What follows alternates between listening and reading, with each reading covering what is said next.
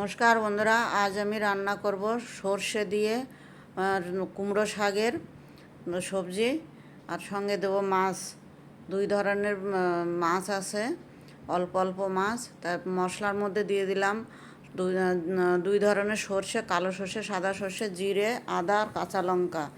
তেলের উপর দিয়ে দিলাম শাক দিয়ে একটু লবণ হলুদ দিয়ে, যে জাল উঠে গেছে, শাক ডাঁটা সব গলে গেছে। এবার দিয়ে দিলাম যে সর্ষের পেস্ট, ওইটা ঢেলে নিয়ে মাছ ভাজা করছি। মাছ এই জন্য পরে ভাজা করছি, কেন কি আমার এটা একটু নিরামিষ সবজি, আমার তুলে রাখতে হবে। আমার ছেলে শাক মাছ খায় না, ওটা একটু নিরামিষ তুলতে হবে, যার জন্য। মাছ ভাজা তেলের উপর দিয়ে দিলাম শুকনো লঙ্কা, কালো জিরে দিয়ে এবার ফোড়ন দিয়ে দেবো।